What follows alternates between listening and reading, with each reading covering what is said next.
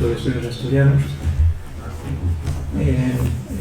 Estoy en representación, me toca acudir a esta misma representación del director, que suele estar presente en el inicio de cada uno de los ciclos celebrados en el Instituto, que hoy por razones familiares les resulta imposible estar.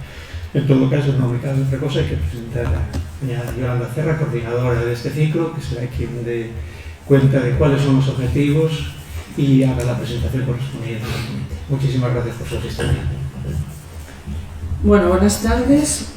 A finales de los años 60 hay un intenso debate sobre la función de los museos.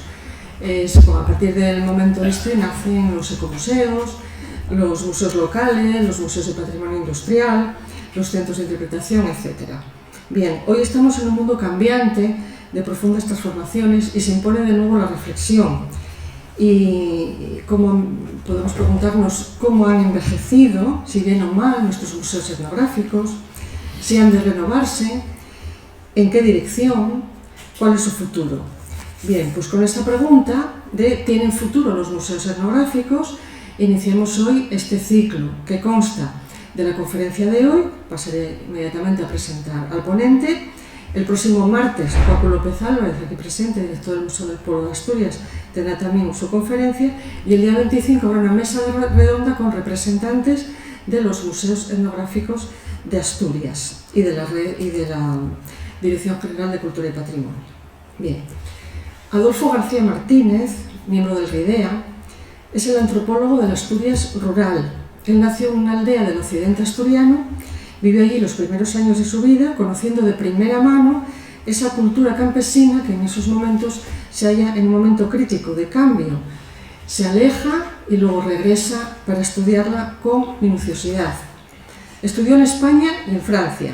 En Lyon se licenció en Filosofía y en Sociología. Se diplomó en Psicología Social. De vuelta a España, tuvo que convalidar esta formación. Nos impresionan estos títulos, pero más nos impresiona que fuera alumno de Lévi-Strauss y que se carteara con él. Fue catedrático de Instituto de Filosofía y ejerció también como profesor en la Universidad de Oviedo y de Valladolid, así como en la Escuela de Trabajo Social, en la Escuela Universitaria de Magisterio y en la UNED, colaborando también en el Máster de Análisis Sociocultural de la Universidad de Oviedo. De toda su amplísima obra podríamos destacar unos títulos. Son demasiados para citar aquí, pero destacaríamos el primer libro con el que se inicia la antropología. Es su tesis doctoral y se titula Los vaqueiros de Alzada de Asturias, un estudio histórico antropológico, del año 88, pero reeditado recientemente. Desde la década de los años 90 hasta ahora mismo, sin dejar de lado temas como la educación, la vejez y muchos otros, Adolfo profundiza en la Asturias rural, en la casa o casería como institución, en el parentesco, la familia que la habita, en las tareas productivas y reproductivas, en las relaciones internas y externas, en el tiempo y en el espacio sus cruces, en los agentes externos que modifican ese mundo y los cambios internos que van a socavar el estado de cosas. De aquí podemos destacar los dos grandes volúmenes, la Antropología de Asturias 1 y 2, publicados en los años 2008 y 2011. También un libro divulgativo, A la avanzada aldea, y su última obra, un recopilatorio. Se titula Lo que el viento trajo y lo que se llevó, 50 años de mirada antropológica. Él también hace una antropología aplicada y lo podemos ver en el caso de los museos. Está detrás del proyecto de Ecomuseo del Parque Natural de Somiedo y del Ecomuseo del Pan de Villanueva de Oscos. Hoy nos va a hablar de esto, museos etnográficos y ecomuseos, a vueltas con el patrimonio material e inmaterial.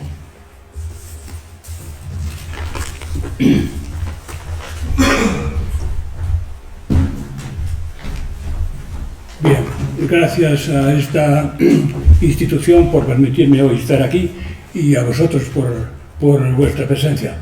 De todos modos, me vienen a la mente las primeras palabras de Virgilio en la Eneida, cuando a la reina Dido en Cartago dice «Rari nantes ingurgite pélago», escasos navegantes o nadadores en un mar agitado. Bien, A vosotros, de todos modos, gracias, aunque somos pocos, ¿no? Voy a tratar de reflexionar sobre varios aspectos y voy a invertir, en cierto modo, en el orden de mi comentario, el título de la propia ponencia. Voy a empezar por el tema del patrimonio material e inmaterial y luego pasaré al tema de los museos etnográficos y de los ecomuseos.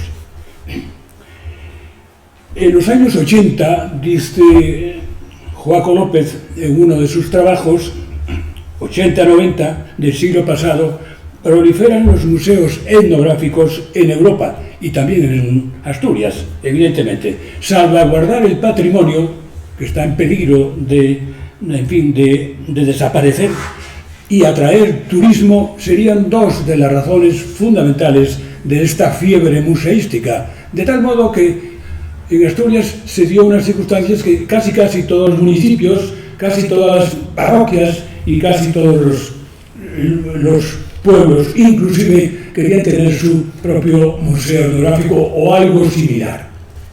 ¿Pero qué es un museo etnográfico? Como primera reflexión para introducirme luego en la parte más importante. Un museo etnográfico no deja de ser un documento que trata de expresar la forma de vida de una comunidad, de un pueblo, un documento. De ahí que las piezas que lo forman tienen que mantener dos relaciones. Una relación, vamos a llamar procesual, y una relación sistémica. Luego hablaré más ampliamente sobre esta idea.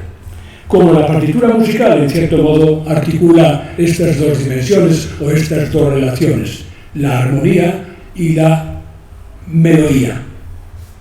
Bien, sin embargo, a mi modo de ver, y no es una crítica en absoluto a los museos que existen desde hace años, desde mi punto de vista el museo etnográfico tiene ciertas deficiencias que intentará corregir, o yo intentaré corregir, al menos esa es mi propuesta, con lo que se llama el ecomuseo, que es sobre todo la relación hombre-medio. Es decir, yo estoy muy sensibilizado por lo que estoy trabajando ahora en antropología del paisaje y por consiguiente el ecomuseo en cierto modo va en esa línea. El paisaje, y ahora que tanto se habla del paisaje y cómo está el paisaje no deja de ser un libro en el que la comunidad que lo habita va escribiendo su propia historia.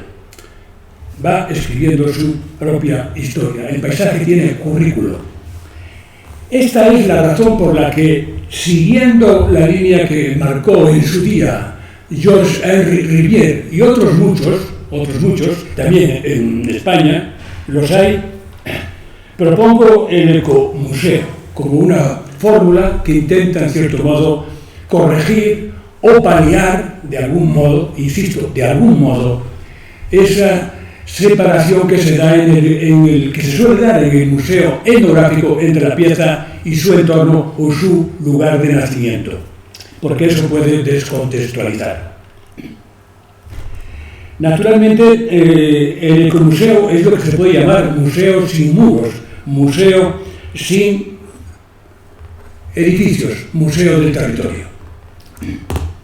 Y hay sobre esto un montón de opiniones, por ejemplo, pues Francisco Monge y otros hablan de lo interesante que es articular cultura, medio, etcétera, etcétera. Obviamente el ecomuseo tiene muchas ventajas, o tiene algunas ventajas al menos, Una es precisamente subrayar y alimentar lo que sería la antropología del paisaje. Otra sería unir, relacionar etnología y ecología. Otra sería retener al visitante un cierto tiempo en la zona donde se ubica, lo cual evidentemente genera recursos también de cara al turismo. Y otra sería que en este momento en que estamos desde hace años ya, que estamos está tan de moda, vamos a decir así, el turismo rural, el ecomuseo puede salir al paso de esta novedad, de esta nueva pasión que parece manifestar ahora mismo después de Semana Santa. Bueno, están llenos los pueblos, están llenas las casas de aldea, hacen rutas, no sé qué. Bien, todo esto puede organizarlo, puede y además puede colaborar a defender ese patrimonio que está por ahí disperso y a menudo en muy malas condiciones. La investigación y sobre todo el descubrimiento del patrimonio inmaterial sobre la base de los soportes materiales que hay es la mejor salvaguarda del patrimonio. 4 piedras colocadas de cualquier modo en un lugar perdido de Asturias, si se dice cuál es el significado, cuál es el proyecto que está detrás, eso es una manera prácticamente de garantizar ante ese numeroso público que va por ahí, en cierto modo perdido, en cierto modo sin ningún tipo de guía y a veces con muy pocos conocimientos, es una manera de salvaguardar ese patrimonio. El descubrimiento, la evidencia de lo que sería. El museo tiene varias funciones. Una sería conservatorio, como señala Georges Rivière y otros muchos, Jones Prats y otros, conservatorio, laboratorio, escuela, lugar de investigación y al mismo tiempo establecer un diálogo entre las generaciones. Entre las generaciones. Muy importante esto, porque se ha dado una ruptura entre las generaciones y esto provoca una serie de problemas en nuestra sociedad actual que están ahí y no sabemos muy bien cómo salvaguardar. Los museos pueden suturar esta ruptura interna entre las generaciones y también entre culturas, evidentemente, y también entre culturas. Para todo esto, evidentemente, hace falta la investigación. La investigación. Detrás de los museos tiene que haber investigación.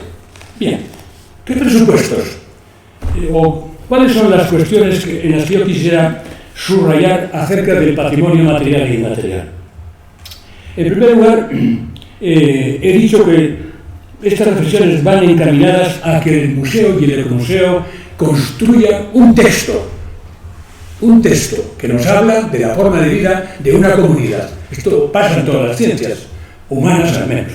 Bien, ¿cuáles son las reflexiones que voy a hacer? En primer lugar, el doble vínculo de las piezas.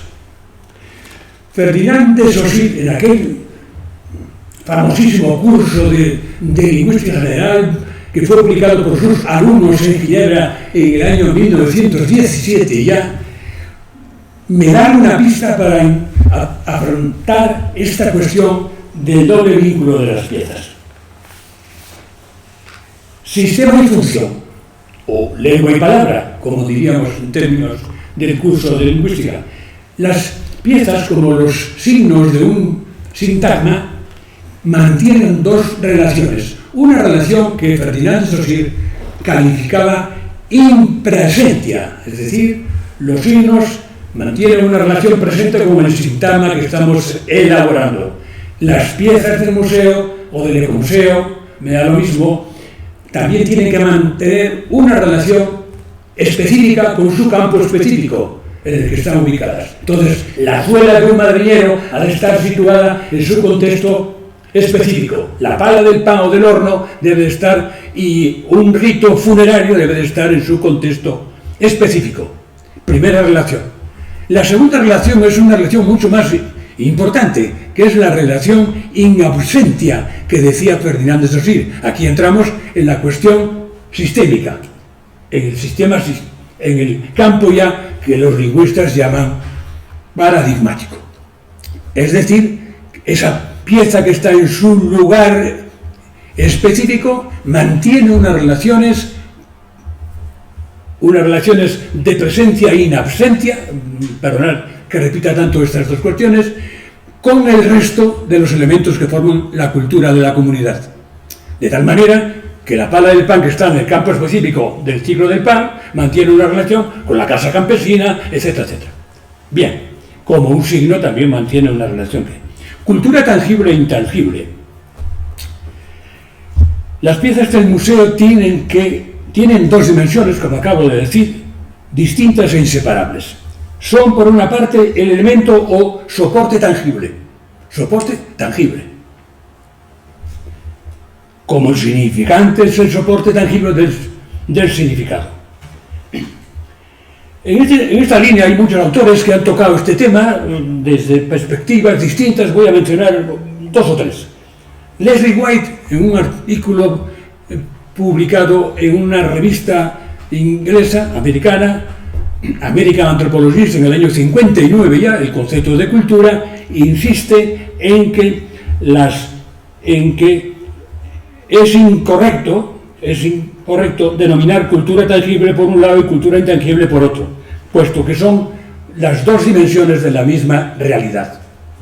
Más tarde, Lévi-Strauss, en 2 o 3 trabajos, siguiendo la línea schlosseriana, el pensamiento salvaje, la lección inaugural del año 60, cuando tomó posesión de la cátedra en el Colegio de Francia, etc., en la antropología estructural y en otras obras, habla de materia y forma, refiriéndose a las piezas o a los elementos de una cultura, de tal manera que son empíricos e inteligibles al mismo tiempo. Sin mencionarla para nada, Lévi-Strauss está remitiendo implícitamente a la teoría ilemórfica de Aristóteles. ¿Dónde queda eso ya?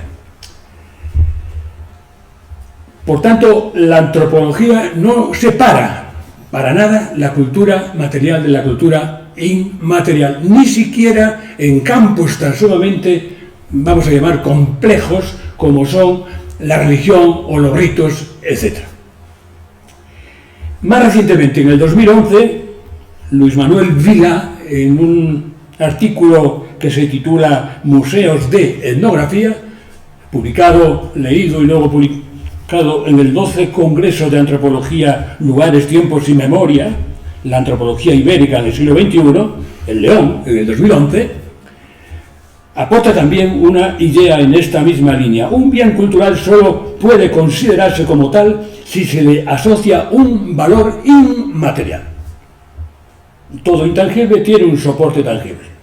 Bien, hay dos formas, desde mi punto de vista, hay dos formas de exponer las piezas en un museo. Estaría la forma del museo del objeto, que esto se remonta al siglo XIX, y el museo de la idea, que es a partir de mediados del siglo XX. Desarrollada a partir sobre todo de los 60 del siglo XX, que conciben los objetos culturales como portadores de valores intangibles con un significado asociado.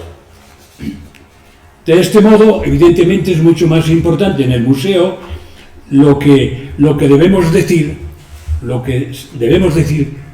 más que lo que debemos exponer. Generalmente hay ciertas críticas a los museos que yo, en cierto modo, tampoco comparto. Hay algunos analistas que dicen que el problema de los museos no es la falta de piezas, sino qué hacemos con ellas. Bien, es una cuestión que cabe analizar, no como una crítica, sino como una reflexión. Bien, la noción de cultura, la tercera reflexión en esto del doble vínculo, evidentemente la etnografía y la antropología trabajan con un concepto de cultura holístico. Y por consiguiente, dentro de ese marco, hay que intentar encajar y relacionar todos los elementos que van a formar parte del museo, como también interrelacionamos todos los elementos que forman parte de un sistema, en el caso de la lengua. El holismo, naturalmente, es un objetivo irrenunciable de la antropología, Y el contexto es ese entramado de relaciones significativas que se va construyendo conforme avanza la investigación. Desde Frank Boas, uno de los padres de la antropología cultural, todos los antropólogos comprenden esto. Tanto es así que la antropología se puede definir como la ciencia de las relaciones. En el caso del museo, evidentemente, las relaciones son más importantes que las piezas.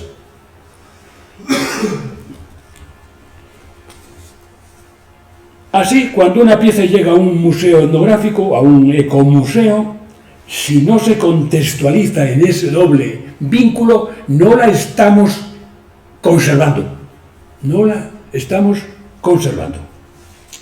Bien, análisis de algunos ejemplos. A raíz de lo que he dicho, voy a analizar brevemente 3 ejemplos.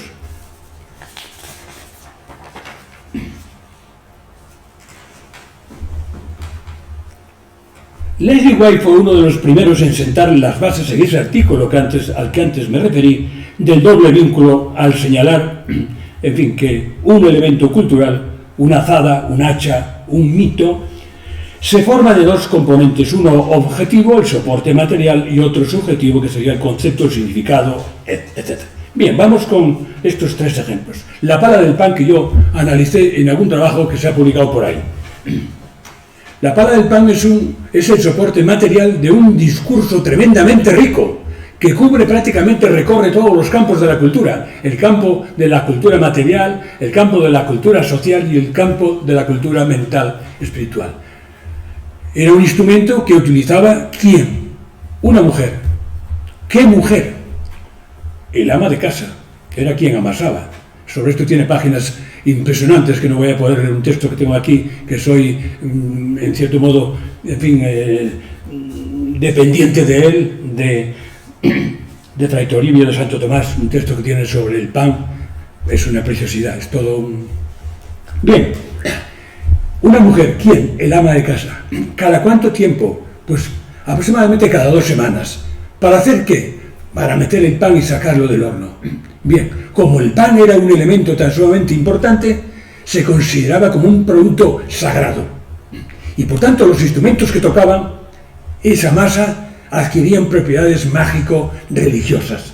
Y cuando había tormenta, el ama de casa sacaba la pala del pan y el rodaballo, otro instrumento en forma de un trapecio con el que movía las hogazas y sacaba las brasas para la puerta del horno, hacía una cruz en la puerta de la casa para ahuyentar la tormenta. Luego imaginaos ese soporte material tan simple, tan prosaico, la carga de contenido y material que lleva. Bien, vamos con otro mucho más simple aún. Un yugo. En todos los museos etnográficos encontraréis 1, 2, 3 o un montón de yugos. Demasiados a veces, sí. Bien, en una casa normal asturiana solía haber 2 yugos. Uno era más simple y más largo. Otro era más corto y más robusto. En otros casos, en algunas casas, había otro yugo que estaba reforzado con unas pletinas metálicas. E inclusive había otra que podía tener un yugo más nuevo, con más talladuras, etc. Bien, soportes materiales. ¿Qué significa? ¿Cuál es el contenido de estos 4 instrumentos tan... El más largo era para arar en los terrenos pendientes, de manera que alejaba una vaca de otra, para que la que iba por arriba no bajase al riego. Pero ese yugo no servía para luego circular por los caminos, porque la anchura del yugo era mayor, solía ser mayor que la anchura del camino. El otro yugo más corto era el que utilizaban diariamente, y aquel que tenía refuerzos metálicos se daba en aquellas casas que había pareja de bueyes, porque los bueyes necesitaban un yugo más robusto, porque además manejaban aquel carro que era el famoso volquete, no era el carro de chillón, un volquete con el eje de hierro detrás, y aparte llevaban cargas mucho más pesadas. Y el yugo más lujoso era para utilizar, eso luego tenían todas las casas evidentemente, para utilizar en los casos en que iban de acarreto, se llamaban para ayudar, y entonces la casa presumía de tener un yugo bonito, con más talladuras, etc. Bien, esto es el mensaje inmaterial que tiene estos contenidos 4. El tercer ejemplo es un poco más complejo, que es el banquete funerario. Sabéis que en el pasado, en los entierros y luego en los cabos de año, había comida de fiesta. Bien, incluso el difunto dejaba marcado y dejaba dicho lo que había que matar y sacrificar y dar de comer, beber pan, vino, etcétera, a los que iban. Incluso había personas que iban y llevaban el propio plato para que los sirviesen. Me decían a mí informante, il mortuolo, que llamaban. Me decían una informante, no hace mucho aún, un día bono asina hay que meterlo pan casa. Un día bono asina hay que meterlo pan casa. Un día bueno así de comer, hay que traerlo para casa, que tenemos poco. Bien, Las explicaciones de fondo de este hecho son muchas, pero para abreviar voy a sugerir algunas. La muerte de un individuo en una sociedad tan sumamente estructurada y tan sumamente, en cierto modo, frágil, podía provocar una crisis en el propio sistema. Y entonces, invitar, los ritos de paso iban todos acompañados de comida festiva. Y eso era una manera de atraer gente. Estuve casi por traer un chosco aquí hoy para ver si venía gente, pero no me atreví, porque a lo mejor manchábamos la mesa. Pero quizás, si damos chosco y vino, a lo mejor alguno más pudiera que viniese, ¿no? Es posible. Entonces, atraía gente, y de esa forma se iba presentando en público el que iba a sustituir a ese individuo que acababa de fallecer. De todos modos, no era tanto porque venían de lejos y tenían que darles comida, esto importaba poco. No, la intención en cierto modo era esa, la razón de fondo, el mensaje de fondo. Pero evidentemente el difunto no era difunto plenamente hasta que no pasaba un año. Por tanto, en ese rito de paso, en la fase más peligrosa de los ritos de paso es la fase de Mars, de transición, donde la materia que está en transición no tiene todavía estatus. Bien, entonces el difunto no era ni vivo ni muerto y podía ser las dos cosas a la vez. Por lo tanto, había un montón de rituales, etc. Y el cabo de año sellaba, en cierto modo, ese periodo de transición al mundo de los ancestros. Y se volvía a dar de comer. Y ese día ya, el que iba a sustituir al difunto ya definitivamente se presentaba como el sustituto, porque ese año de transición no ocupaba su estatus, ni su cama, ni su habitación. Bien, imaginaos este mensaje. Bien, por tanto, vamos a ver cómo pasamos del museo al ecomuseo. Evidentemente, los ecomuseos son tremendamente ambiciosos y tremendamente complejos y tremendamente difíciles, y nunca podemos decir que se cierra ya ese proyecto.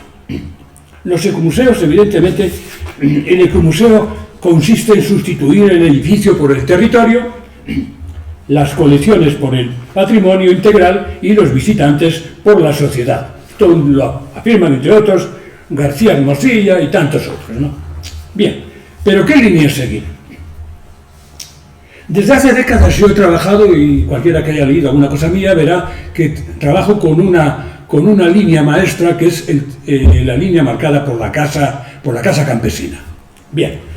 A esto me autorizan, incluso aparte de mi trabajo de campo, me autoriza a ello estudios ya muy importantes y muy relevantes desde la propia Edad Media ya. Y ahora mismo pienso en Emmanuel Leguin-Ladurie, ese libro extraordinario, Montaillou, Aldea Occitana, escrito en la transición del siglo XIII al siglo XIV. Pero hay aún más. Fray Toribio de Santo Tomás Humarada, ese libro maravilloso que debemos evidentemente al director del Museo del Pueblo, Joaco López, le debemos evidentemente habernoslo ofrecido y habernoslo dado. Diseña la casa campesina para un sobrino de la Riera de Colunga, iba a escribir unas notas y escribió 2 volúmenes. Bien, un libro extraordinario. Rosendo María López Castillón, otro trabajo que leemos también al director del Museo del Pueblo, evidentemente narra la casa campesina a través de 9 vidas de la casa de la Fuente en Río de Cova. Joseph Rivière habla de la demeure paysanne, luego comentaré algún dato. Lévi-Strauss también habla de la casa Pierre Bourdieu, y en España tenemos una larga serie de investigadores, antropólogos sobre todo, que tratan también la casa campesina como una línea a seguir en el estudio de las comunidades campesinas. Carmelo Lisón, Alicia, Ramón Valdés en Asturias, Tapia y Casariego, La Casa, aunque el título sea otro, al final es La Casa, el soporte. Ana María Rivas en Cantabria, Kepa de la Rinoa en el País Vasco, Andrés Barrera, Doros Comas, Juan José Pujadas en Aragón y en Cataluña siguen esta línea. La casa campesina se constituye sobre la base de tres ejes. Y aquí, evidentemente, hace falta una monografía etnográfica en todos estos casos para descubrir y analizar estos tres ejes y sobre esa base luego construir el ecomuseo o incluso otro tipo de proyectos.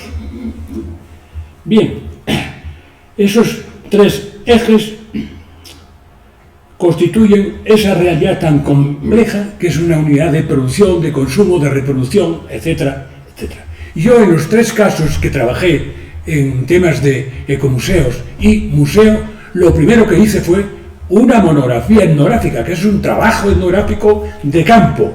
El de Somiedo lo realicé en el año 90 y se publicó en el año 94.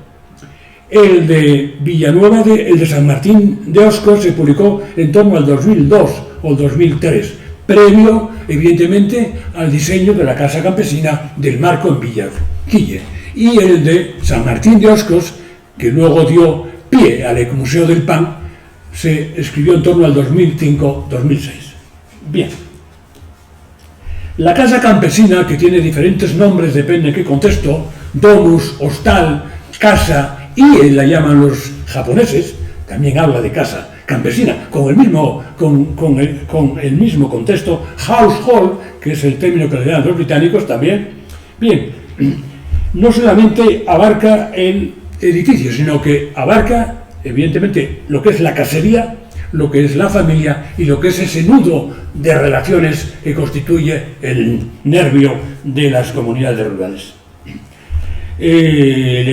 Ladurie habla de principio de unificación de bienes y de hombres. Rivière, en la Demeure Paysanne, dice que es la creación más perfecta de las antiguas sociedades rurales de Europa, puesto que expresa los modos de vida, los comportamientos técnicos, sociales y espirituales. Hago una traducción libre, pero ese es. Lévi-Strauss, en otro trabajo también, en una entrevista que le han hecho, incluso dice que la casa campesina articula bienes materiales e inmateriales. Fray Toribio de Santo Tomás, pues evidentemente se extiende. Es curioso, el orden de los dos volúmenes a mí me despistó al principio. El orden espiritual primero y luego la granjería material el segundo, me despistó, pero al final me sirvió de hipótesis para una tesis que yo defiendo de que los factores socioculturales son más determinantes que incluso los propios factores materiales. Y de hecho la crisis de la casa campesina se inicia sobre todo por una crisis de factores socioculturales. Esa es mi hipótesis, evidentemente discutible. López Castillón, igualmente, cualquiera que se asome a eso. Bien, pero hay inclusive ya museos que están funcionando sobre esta base. Por los años 90 me han invitado a participar en unas jornadas en el Museo de Esterri d'Àneu, que entonces dirigía Jordi Abella. Y allí el Ecomuseo de Esterri d'Àneu se plasma sobre este concepto de casa que diseñó Llorenç Prats, cuyo trabajo se publicó en una revista de la zona. Esterri d'Àneu está en Lleida, en la zona del Pallars. Bien, la casa consta, digo, de esos tres núcleos. La casería, que se enfrenta con dos cuestiones básicas, como es el paisaje y la producción de bienes. La familia, que se enfrenta con el tema de la población. Y luego ese nudo de relaciones que da unidad a todos estos campos. En el Ecomuseo de Somiedo yo diseñé varios núcleos, quedan todavía dos sin materializar, como es el monte y el agua, pero están en curso de estudio. Está la casa, están la ruta de la Escanda, faltan todavía unos cuantos flecos, está la ruta de la Trashumancia, están los oficios y faltan esos otros dos núcleos.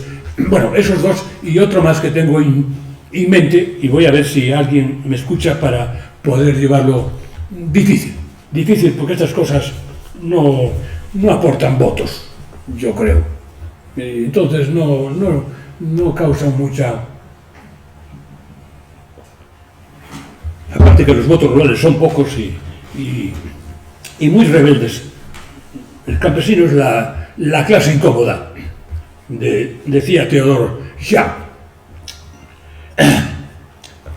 Bien, en 20.000 metros cuadrados se diseñó el Ecomuseo del Pan en Villanueva de Oscos, en Santa Eufemia, de la tierra a la mesa, el ciclo del pan. Y la casa campesina del Marco, ese ya queda más reducido a lo que sería un museo etnográfico. Bien, la casa habitación evidentemente no solamente se compone de edificios, de construcciones, la casa, los almacenes, cuadras, hórreos, eniles, etc., sino que es un conjunto de espacios sexuados. De tal modo que es curioso lo que pasa en estos espacios. Hay espacios interiores de la casa que miran hacia afuera, como es la sala. Esto ya lo hizo Jesús García en Antropología del Territorio. Ya lo descubrió en Los Oscos, y evidentemente es un hecho muy patente, tanto así que llegó incluso a los pisos obreros de la ciudad. Esta idea, las salitas o salones de muchos pisos de la ciudad eran los mejores lugares y los mejor amueblados y los que menos se usaban, y se abrían cuando venía gente de afuera.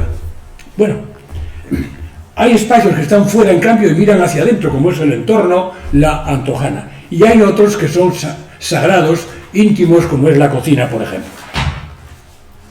La casa, asimismo, es maternidad, escuela, hospital, geriátrico, tanatorio, pues en ella se nace, se forma, se casa, se muere. En el Ecomuseo, evidentemente, la mujer tiene un protagonismo importante, muy importante, cosa que no ocurría tanto en los museos más tradicionales.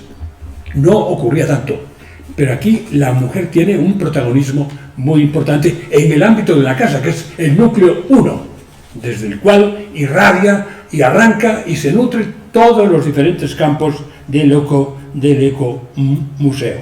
Pero la casa era el punto de arranque y el punto de llegada de toda la actividad de la casa. Y esto hay que reflejarlo en el ecomuseo, porque los productos que vienen de la agricultura, de la ganadería, de la recolección, van a la casa y ahí se procesan, es decir, se transforman. Hay una transformación de productos naturales en productos culturales, sobre todo en el terreno de la alimentación. De tal modo que podemos decir que las casas, en cierto modo, trabajaban para comer, y todo giraba en torno a la mesa diaria y también en torno a la mesa festiva. Hace años el Museo del Pueblo dirigió la consejería, de Cultura del Ayuntamiento, un trabajo precioso, desconocido, un grupo de personas. Nos hemos metido en un tema de trabajar para comer, una obrita que de verdad está por ahí. Se ha hecho una segunda edición, creo que en el 15 o 16, pero sigue siendo, creo que un trabajo poco consultado. Dentro de la casa había dos tipos de actividades, las productivas y las reproductivas. Las productivas son diversas y muy interesantes. Yo quisiera destacar dos, para no me alargar mucho. El tema del pan y el tema de la carne, que son dos de las grandes cosechas de la casa campesina. Y el tema del pan desde la tierra al granero, eso entraría dentro de lo que serían uno de los ejes de las rutas etnográficas. Pero del granero a la mesa, evidentemente, tiene un proceso largo donde la mujer es el principal protagonista. Tiene que administrar, procesar, etc. Pero ¿qué mujer? Y volvemos otra vez al tema de antes. Hay que buscar elementos, soportes materiales para poder descubrir el papel que tiene cada una de las mujeres, en este caso en el seno de la casa campesina, que es el eje de rotación y de traslación de toda la comunidad campesina. Naturalmente hay una división en función de roles, de la edad, el rango, hay ritos, hay tabúes en torno a este proceso que va del granero a la mesa.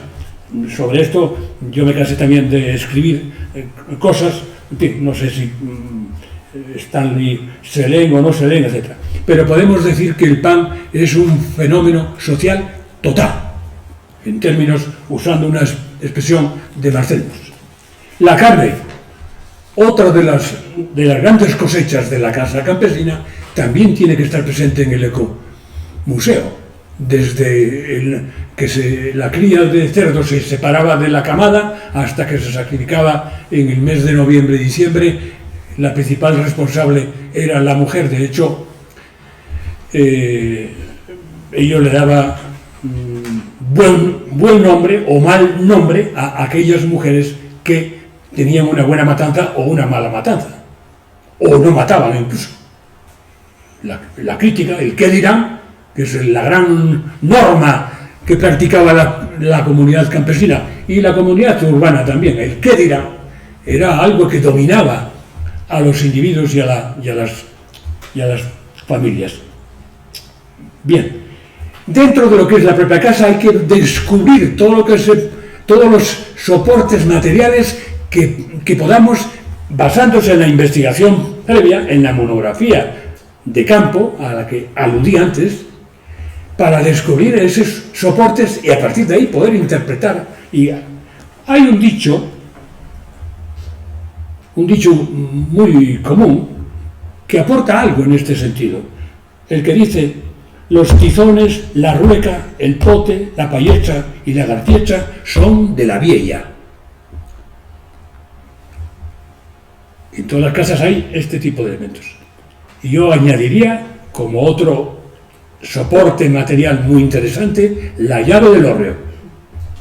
La única pieza que tenía cerradura. Al menos en muchas comunidades que yo pateé, no se cerraba ninguna puerta con llave más que la del hórreo. ¿Y con qué llave? Bien, las actividades reproductivas. Si importantes eran las actividades productivas en el ámbito en el núcleo 1 del ecomuseo o la casa, las reproductivas son todavía mucho más importantes. Y para eso, para simplificar mucho este comentario, nos vamos a introducir en el seno de la familia campesina, un modelo que prácticamente se daba desde Galicia a Cataluña y en toda el área mediterránea, con algunas excepciones que no voy a poder comentar aquí, ni los sitios ni el porqué, porque me extendería demasiado. Bien, en esta familia vemos que hay 3 generaciones con un patrimonio, una pareja conyugal por generación. Bien, pues lo que voy a comentar aquí es el papel que tiene esta mujer que tenemos aquí, que es lo que llamaríamos Selama, y esta que tenemos aquí, que sería la esposa del hijo, o la nuera que llamaría. Esta primera mujer, en el ámbito de la casa, tenía al menos 2 funciones muy importantes: administración y procesamiento y distribución de los recursos alimenticios, que eran escasos, y las familias muy numerosas. Y la segunda función importante era transmitir el patrimonio social a través del proceso de socialización. Aquello que decía Julián Ribes era la responsable de la vergüenza, que nadie diese nada que decir, en ese famoso libro de Grazalema. Naturalmente, esto lo conseguía a través dando vida social. Hay 2 vidas aquí y 2 mujeres, cada una se encarga de un tipo de vida. Bien, esto lo conseguía a través de medios diversos. La mesa diaria era uno de los elementos más importantes para socializar a los nuevos miembros y a la familia entera. La mesa diaria, que ponía en contacto con una serie de ámbitos: los ritos de paso, la palabra, la imitación, etc.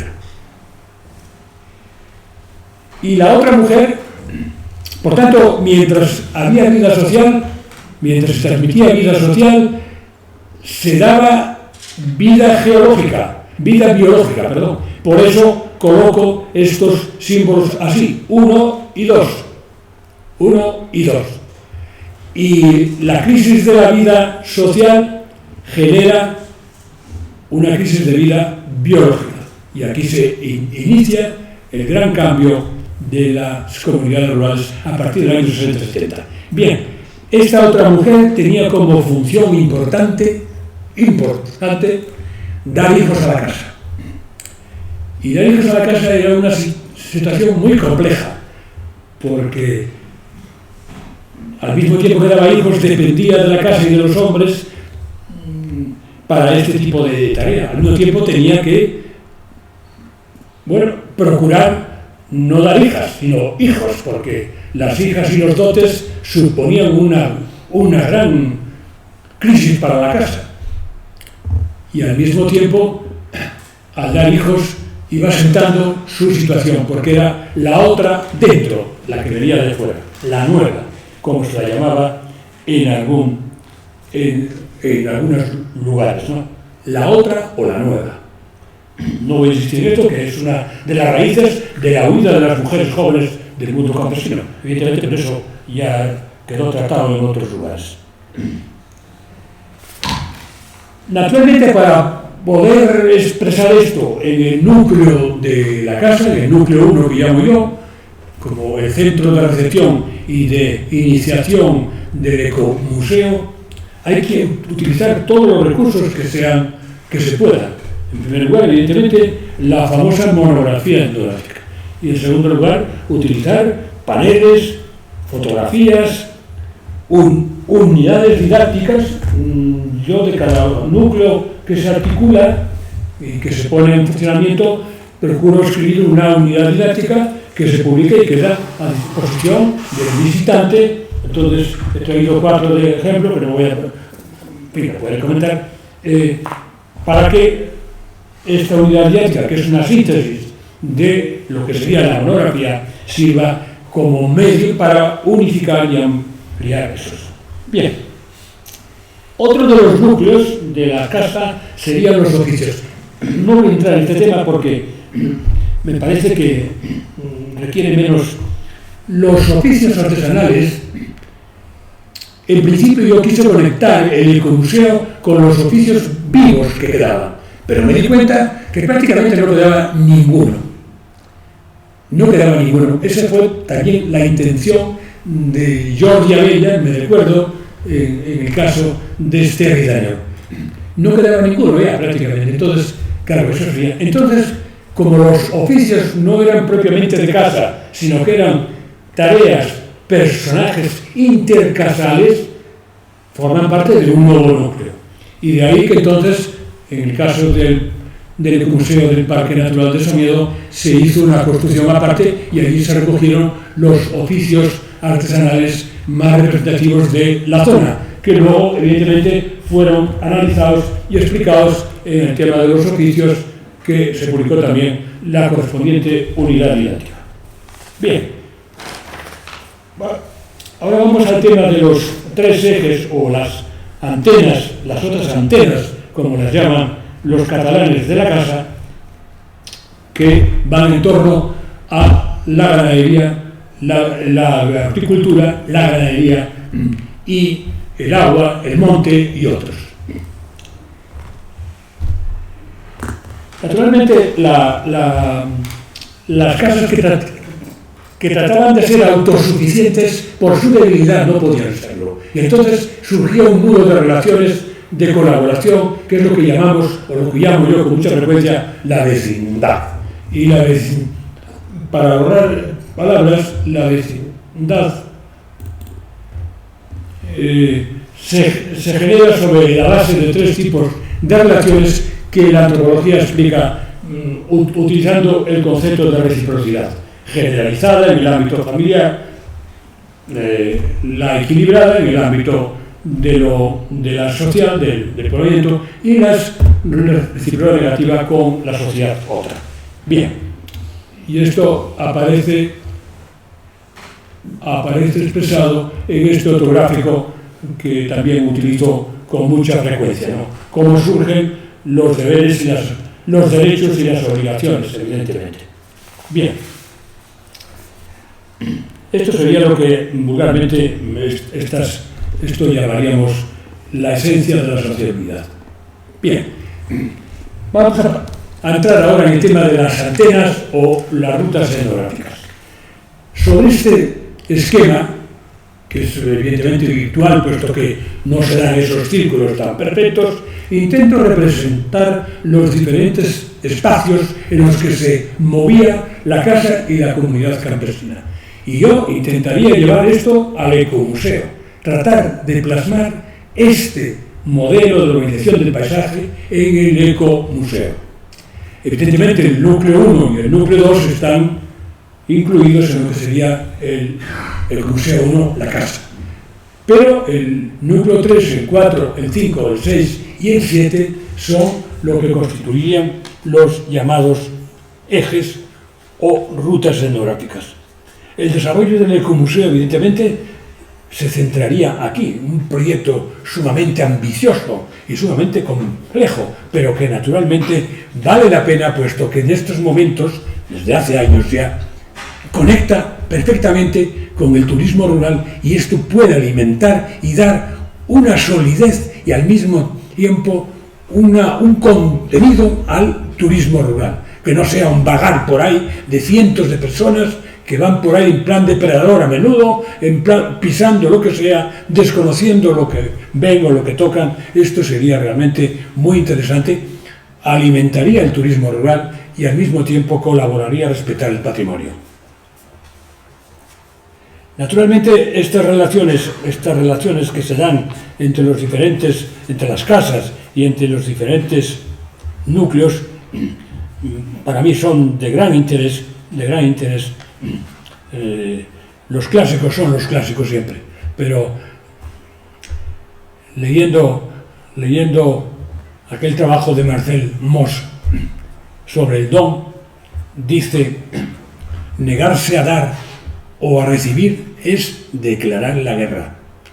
Y un discípulo suyo que le sigue, Lévi-Strauss, en otro trabajo monumental, Estructuras elementales del parentesco, dice: el intercambio son guerras pacíficamente resueltas. Esto sigue yendo a misa, desgraciadamente, como se dice hoy. Bien, pues este proceso, el campesino durante siglos ha ido amansando el propio paisaje, utilizando lo que llama Carl Schauer, ese famoso geógrafo norteamericano, utilizando un trípode, que es las herramientas, el fuego y la palabra. El fuego como una herramienta al servicio del proceso de amansamiento del paisaje. Por tanto, el ecomuseo tiene que poder expresar la vida del campesino a través de estos espacios y tiempos a lo largo del ciclo anual casal. Por tanto, las monografías, las antenas, los gráficos, las fotos, el Museo del Pueblo, que tiene miles de fotos, yo suelo utilizar siempre todas las que puedo, y debo este favor al Museo del Pueblo, que además te la sirvo con toda prontitud y amabilidad. Son un recurso más para un soporte material más para interpretar eso que está detrás de lo que es ese soporte material. Una foto del año 80 de un pueblo con ese mosaico, evidentemente, arroja. Una foto de los años 50, 60, 70 de un pueblo donde había parcelas en cualquier sitio porque faltaba tierra y sobraba población, eso es un documento extraordinario. O una foto de una familia troncal, etcétera, etcétera. Y la agricultura, que se ubicaría en el círculo 3, evidentemente, bien, era una de las actividades más importantes de la casa campesina. Y dentro de lo que es la agricultura campesina, pues habría que destacar sobre todo, yo destaco sobre todo, 3 grandes cosechas, ¿no? El pan, escanda, trigo, centeno, el maíz y la patata, pero hay otras muchas cosechas menores. Evidentemente, una representación del ciclo anual de esta cosecha, que dura 9 meses, lo más valioso de la familia está 9 meses ahí expuesto, generaba todo el proceso, generaba una serie de técnicas, una serie de división de roles, según el sexo, la edad, el rango, una serie de rituales. Por ejemplo, la bendición de las tierras de pan en el mes por la época de Pascua, y la bendición y los ramitos, etc. Y luego, evidentemente, las ayudas mutuas que se creaban. Entonces aquí intervienen una serie de herramientas y de trabajos que están perfectamente sexuados. Así, por ejemplo, el arado, la guadaña, el menal para majar el pan, etcétera, etcétera. Las máquinas en general eran exclusivamente masculinas. Otras las usaban ambos sexos, y otros en cambio eran exclusivamente femeninas, así como tareas también que estaban perfectamente sexuadas.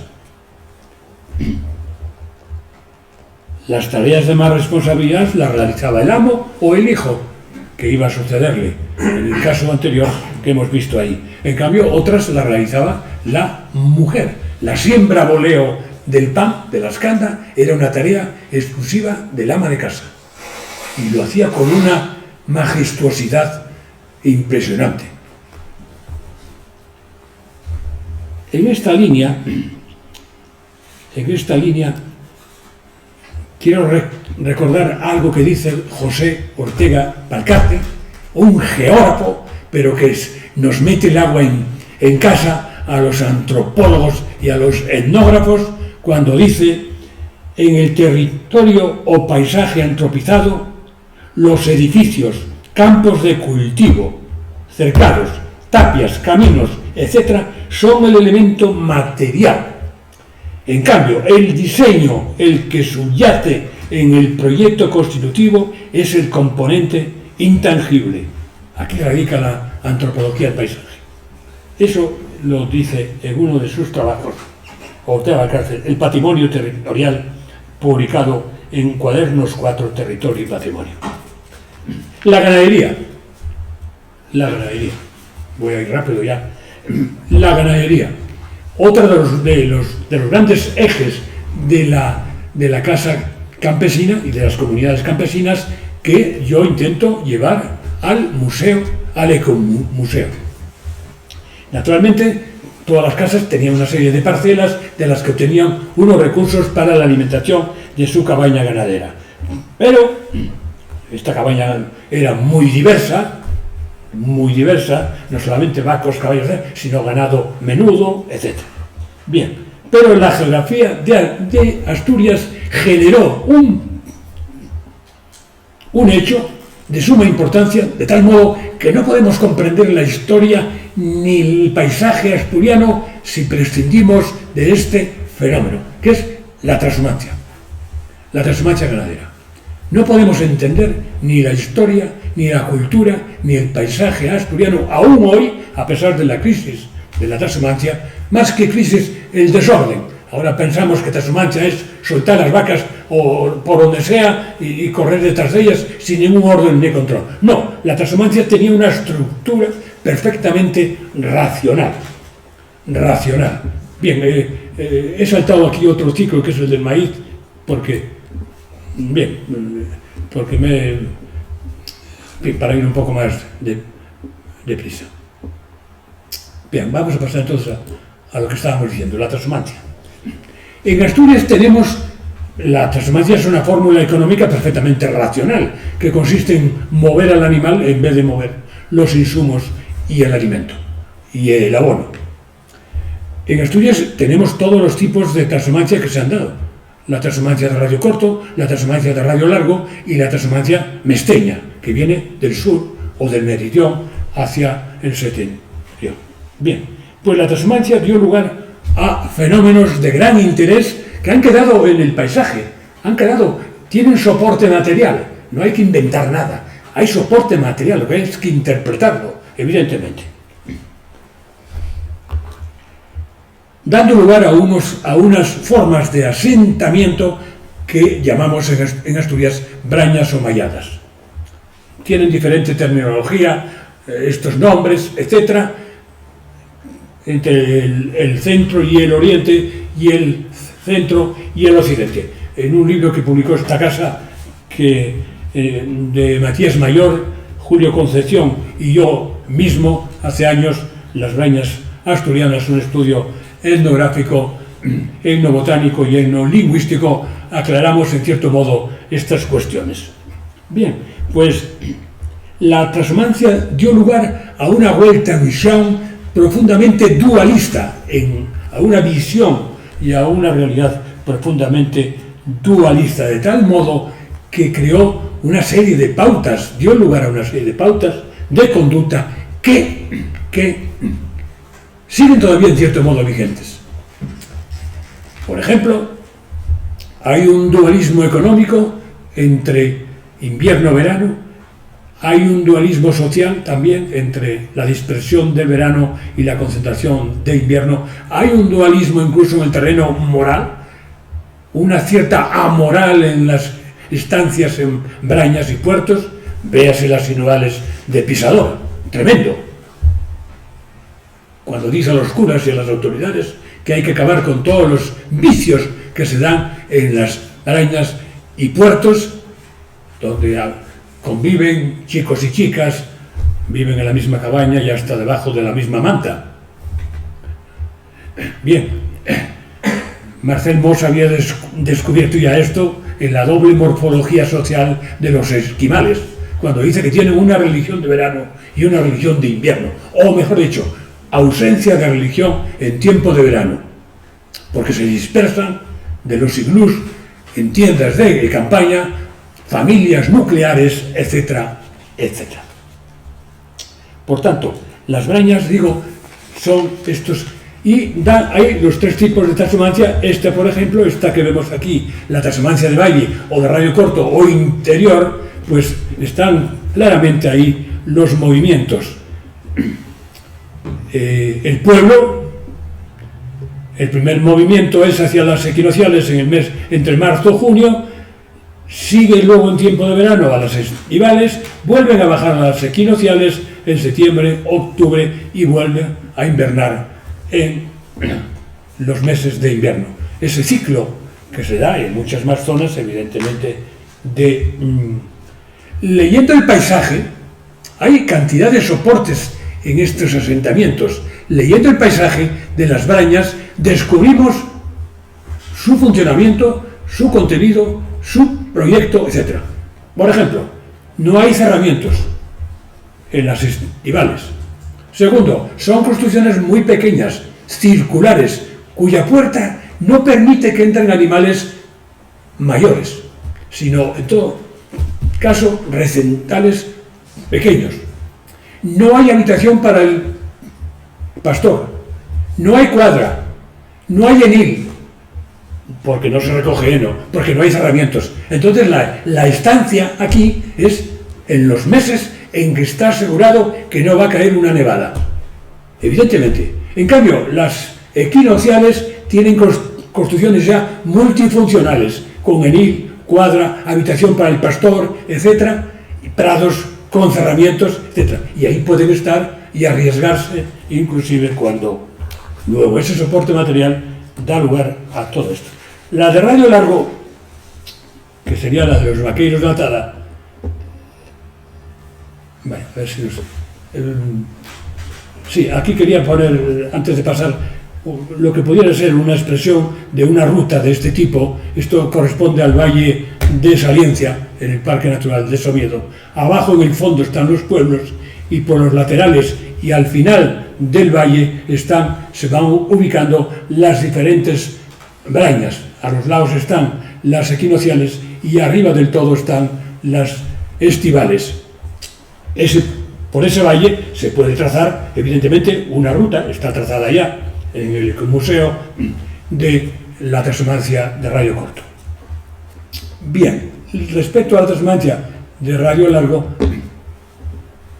o de los Vaqueros de la Azada, no hay ninguna ruta trazada, y yo insistí varias veces, en fin, en ver si se podría diseñar una ruta de los movimientos de los Vaqueros de la Azada, porque quedan suficientes huellas y suficiente todavía soporte material para poder trazarla, pero de momento estamos en esas. Algún ayuntamiento, como es intermunicipal o exterior, algún ayuntamiento se prestó, pero después quedó en nada. Pero veis ahí claramente los movimientos. Invierno están 3 meses abajo y 2 meses de transición, y luego todos esos otros meses están en las de arriba, en las de verano.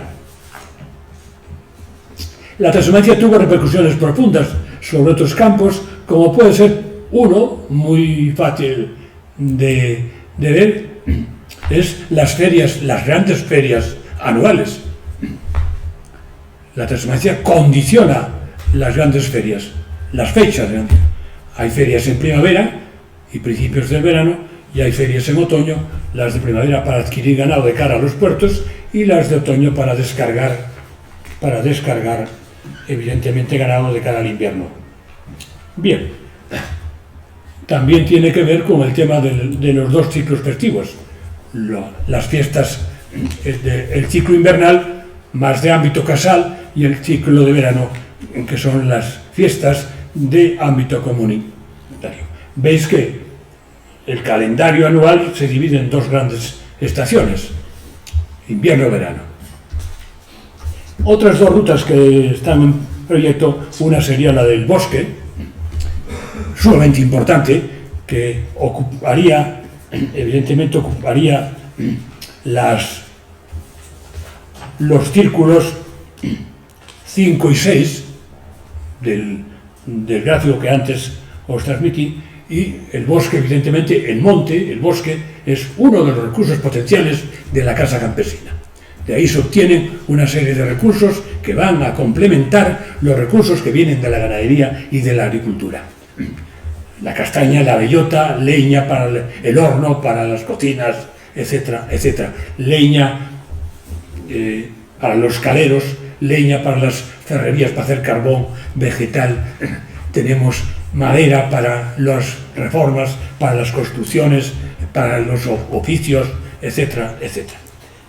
Y el agua, otra de las rutas que en el Parque Natural de Somiedo está prácticamente ya diseñada, pero hace falta todavía una serie de retoques. En un pueblo solamente tenemos prácticamente todo el ciclo del agua, uso doméstico para abrevaderos, lavaderos, riego, fuerza motriz, etc. Y todo el mundo de los rituales donde el agua acompañaba al individuo desde la cuna hasta la tumba, evidentemente, el agua.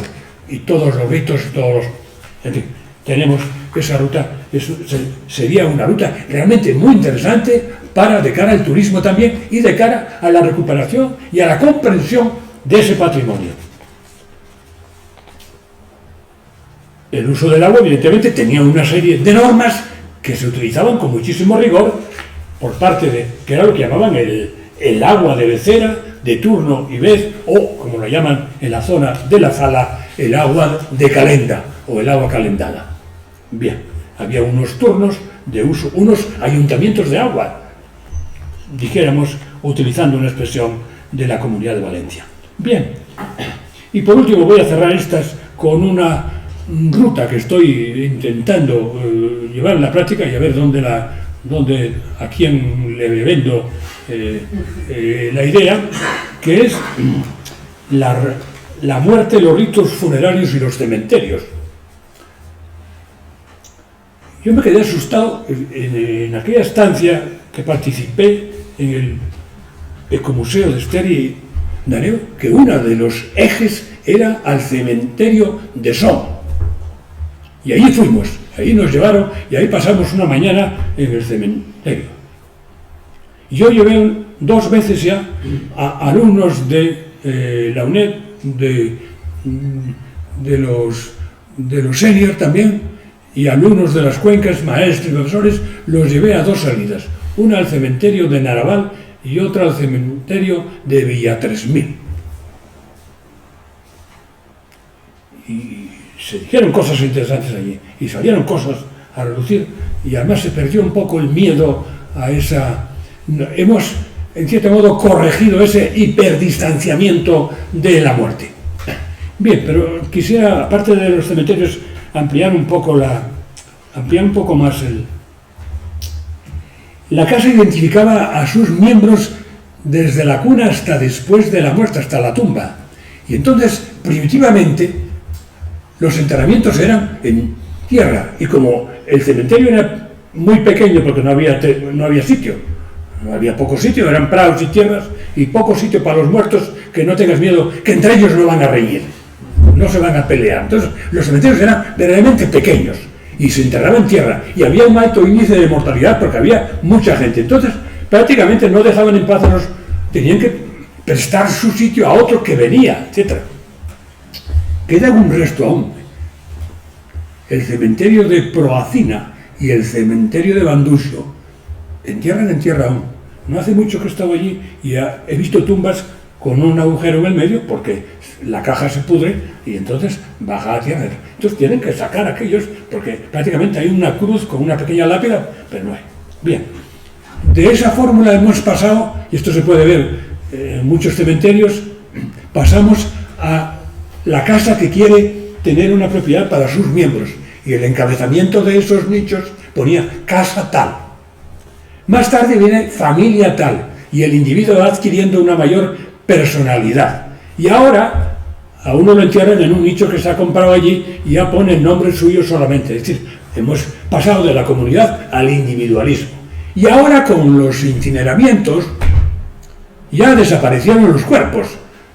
Valdés del Toro tiene un trabajo que no publicó sobre etnología de la incineración. No dice gran cosa, pero habla de muchos tipos de incineración en muchos países, como en comunidades aborígenes. Con el tema de la incineración estamos, en cierto modo, y lo voy a decir con toda la crudeza que se puede decir, y se encargan estas compañías de correr con todos los trámites. Quítame el muerto de encima. El cadáver ya no tiene valor social. Ya no tiene valor social. Por consiguiente, hay sobre esto un libro famoso, ya muy clásico, de un tal T.S. Schiff, La catarsis en la curación, el rito y el drama, publicado en Fondo de Cultura en el año 80 y tantos, donde habla del hiperdistanciamiento ante la muerte, hiperdistanciamiento y la consecuente ansiedad que esto genera en los vivos, que luego tiene que proyectarse, tiene que catarcizarse a través, pues eso, del cine, de la literatura, incluso manifestaciones de agresividad, etc.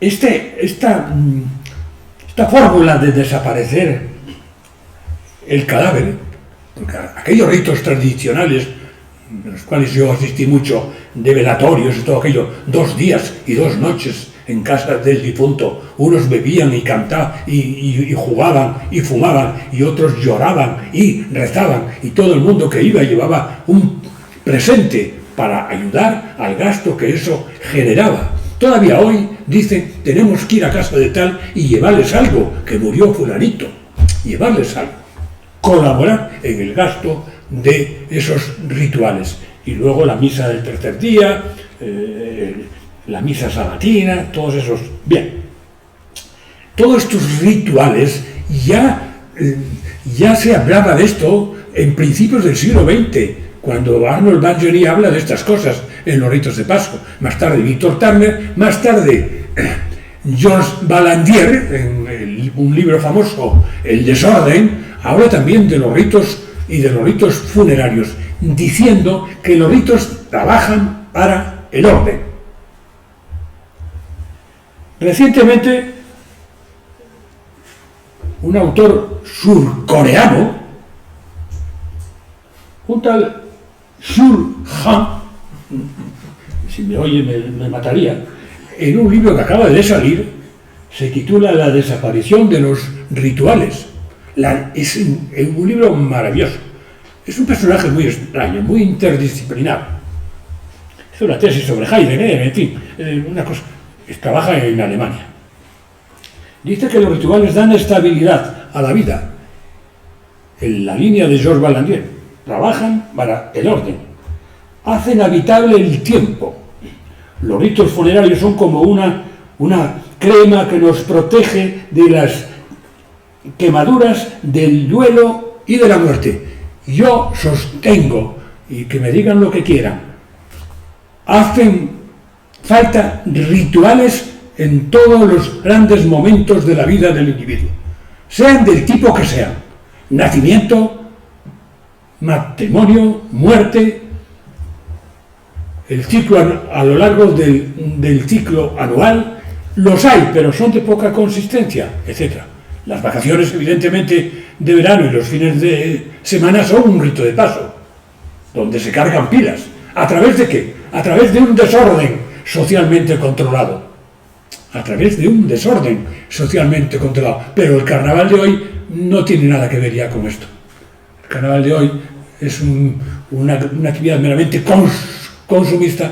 De hecho, se programa hoy en Avilés, mañana en Oviedo, pasado en Gijón, para que puedan ir por toda la... Pero ya no tiene aquella función de, a través del desorden, generar más orden.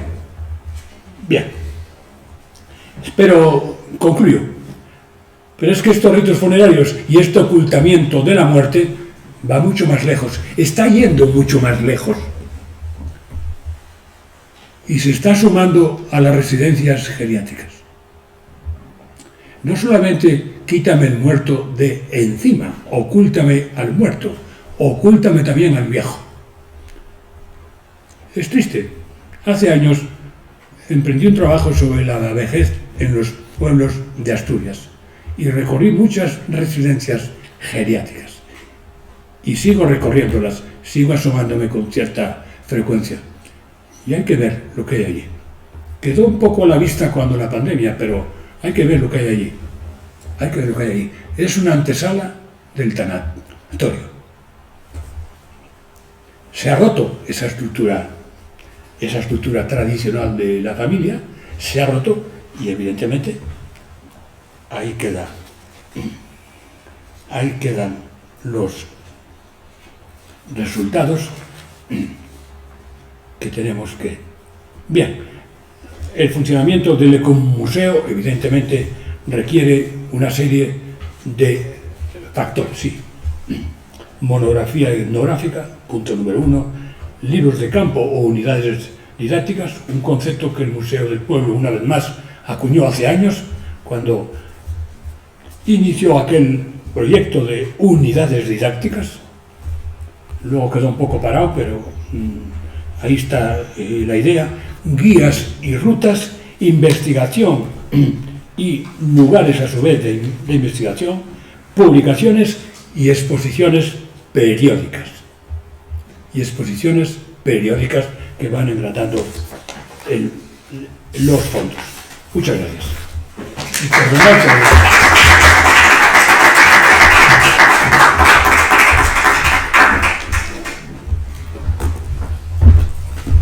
Y muchas gracias, Adolfo, por tu intervención. Siempre sabemos más de nuestro presente y de nuestro pasado escuchándote. Bueno, pues ahora abrimos un breve turno de intervenciones por si hay alguien del público que quiera hacer alguna pregunta.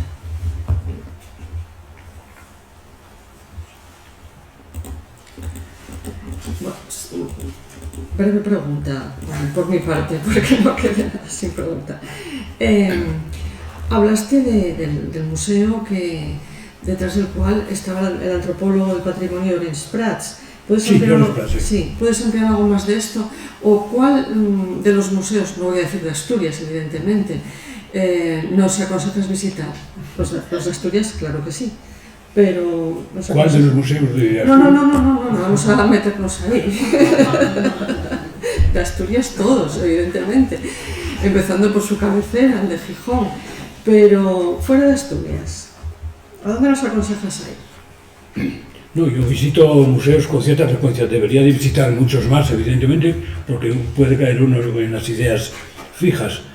Pero museos que hay por el País Vasco, museos que hay en Francia, museos que hay en Italia, museos que hay en Portugal, evidentemente están, en cierto modo, están en esta línea. Por ejemplo, el Valle del Alentejo o el Parque Montesinos en Portugal, bueno, te conducen por una larga ruta. Quiere ser un ecomuseo, tienen bastantes menos soportes materiales que tenemos nosotros aquí, que tenemos el paisaje lleno de ese tipo de soportes, y en cambio, como hay buenos etnógrafos en Portugal, como también en Galicia, evidentemente, como hay buenos etnógrafos, han sabido dar vida e interpretar, porque claro, la labor de la antropología, sobre todo, es descubrir el patrimonio intangible, claro. Es la labor más importante, la interpretación, aunque no soy muy partidario de este concepto que tanto utiliza Christopher, ¿no?, de la interpretación, pero sí, evidentemente,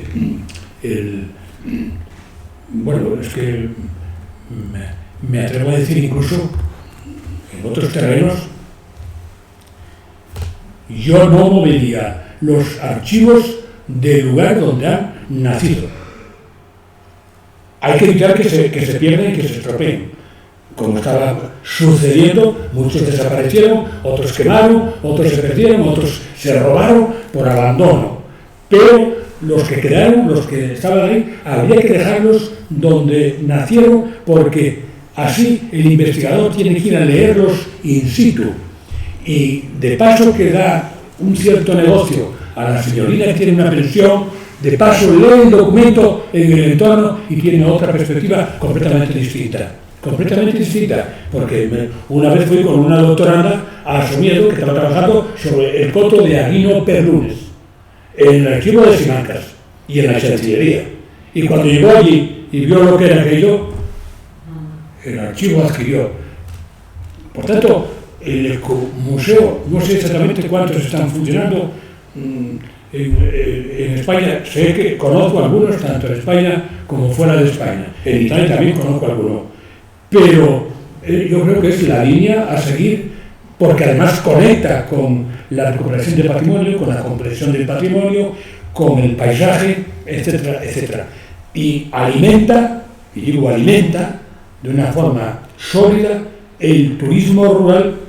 El turismo rural puede convertirse, es un ser sin entrañas, si no se alimenta con contenido serio. Es un ser sin entrañas que pretende hacer el agosto, en muchos casos. Y lo digo sin ningún tipo de reparo.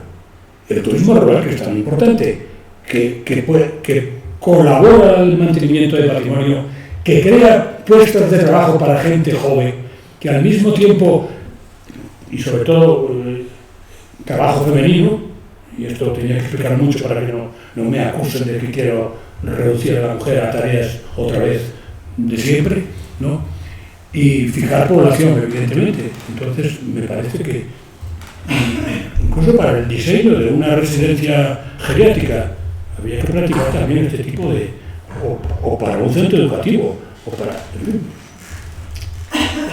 Entonces, el museo creo que es una perspectiva. Bien, a falta de eso, los museos etnográficos evidentemente han cumplido y siguen cumpliendo papeles muy importantes. No lo voy a negar. Pero quizás habría que abrirse a esa otra perspectiva en estos momentos actuales. ¿Alguna pregunta más? Bueno, pues si no hay más, emplazamos al próximo martes a la misma hora, en este mismo lugar, donde Joaquín López, aquí presente, director del Museo del Pueblo de Asturias, nos va a hablar de lo siguiente: la revolución silenciosa de los museos etnográficos, de la vida rural a la sociedad entera. ya estamos apuntando, gracias a este sugerente título, líneas de futuro de los museos etnográficos. Pues muchas gracias.